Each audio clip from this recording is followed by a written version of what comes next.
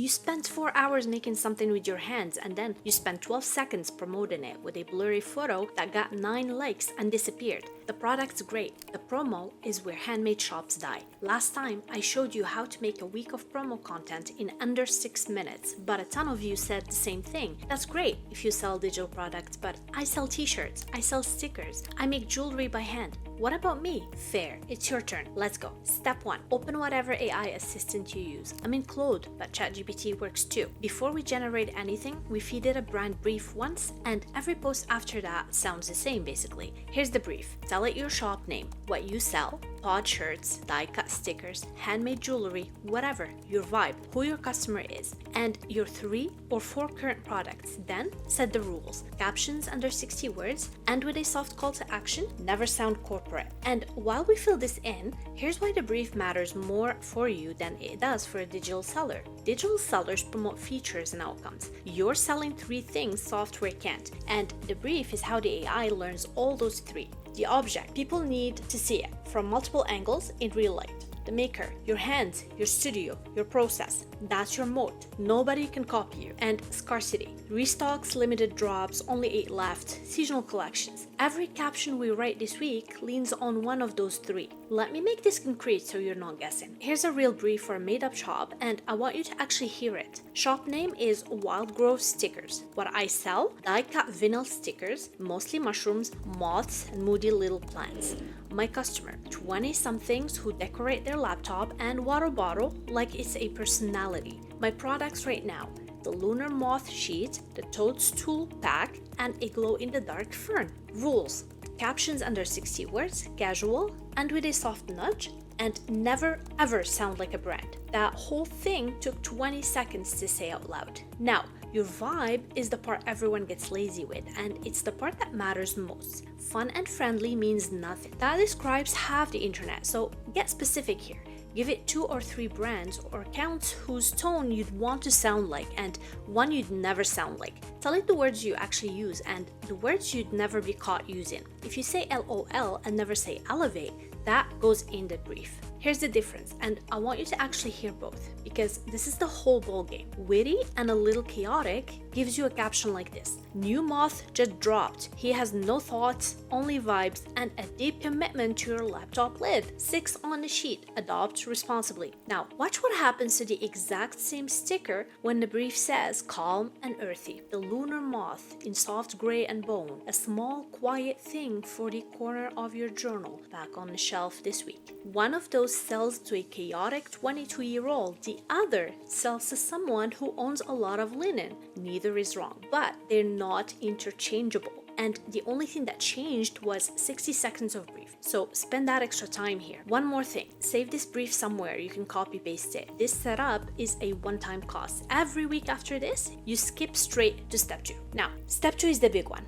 One prompt, all 7 captions. But first, here's the week we're building, so the prompt makes sense. 7 posts, 1 theme each. Monday is the product hero shot. Tuesday is behind the scenes of making it. Wednesday, the customer proof. Thursday, a restock or low stock alert. Friday is the story of why you make this. Saturday is a styling or use it idea. And then Sunday is your soft call to action and a week recap. That's the calendar. Now we hand the whole thing to the AI in one go. Ask it, using my brand brief, write 7 Instagram captions following this calendar, Monday to Sunday, and then add, give me 3 to 5 hashtags per post plus a 1-line photo or video idea for each. Hit enter, and there it is, a week drafted within seconds. Now, the AI's job is to fill the blank page, not to be your voice. It got you from 0 to a rough draft in seconds. Now your job is to spend your time editing whatever the AI gave you, not writing it.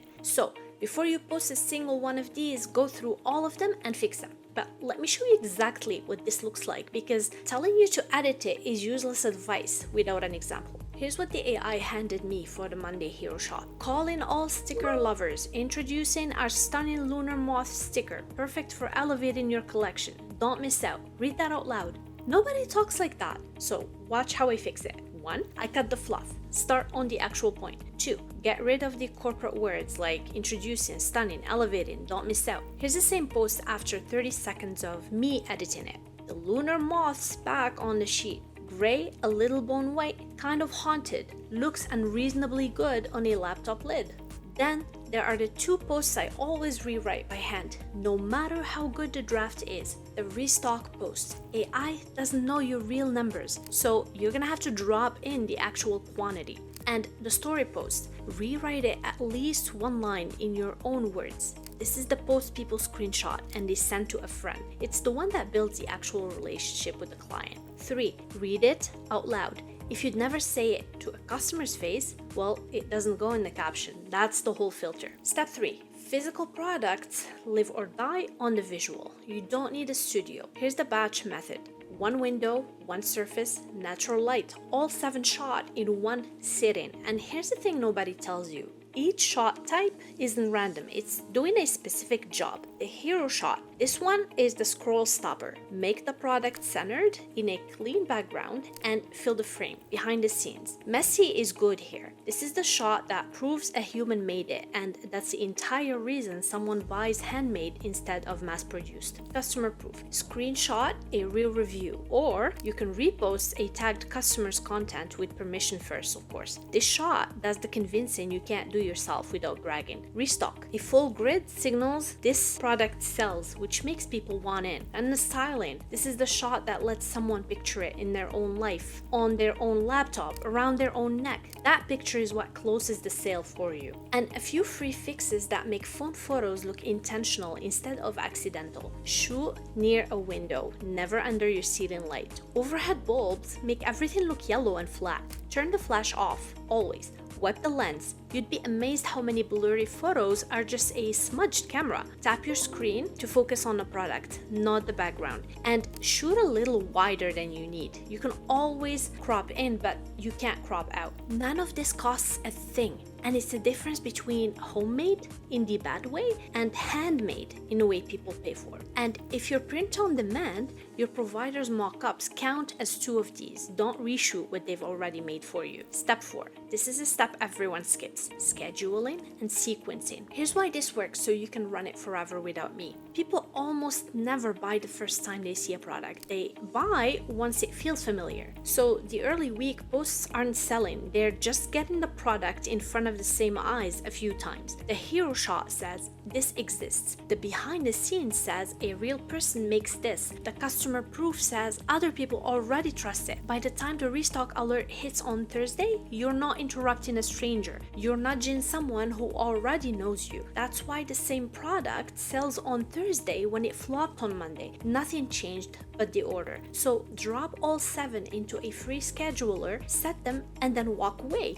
But here's the move most people miss. Go back and add the restock post's link to your bio and stories the same day it goes out. The Thursday post creates the urgency. The link captures it. Post without the link and you've made people want something they can't easily buy. Step 5. Last thing. You just made a week for Instagram. Don't stop there. The behind the scenes clip becomes a TikTok or a reel. The hero shots become Pinterest pins. And Pinterest sends traffic for months, not hours. The captions shorten into your email or your Etsy shop announcement. One batch session, 4 platforms. But don't just dump the same post everywhere. Tweak it slightly per platform and it performs way better. On TikTok and Reels, lead with the most satisfying second of the making process. The hook is everything and you've got about 1 second to land it. On Pinterest, the text on the image matters more than the caption, so put the product name and a keyword right on the pin. Before the recap, let me answer the 3 things you're already thinking because I can hear them.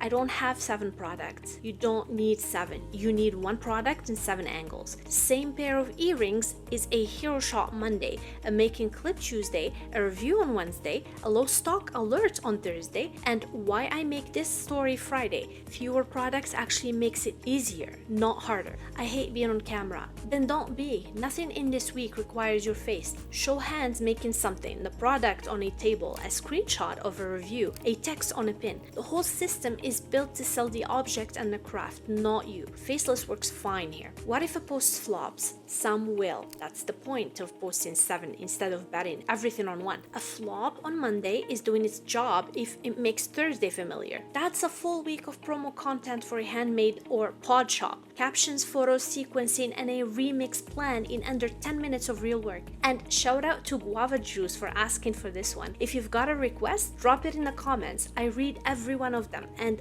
that's where these videos come from. If this saved you time, the digital product version is linked right here, and I'll see you in the next one.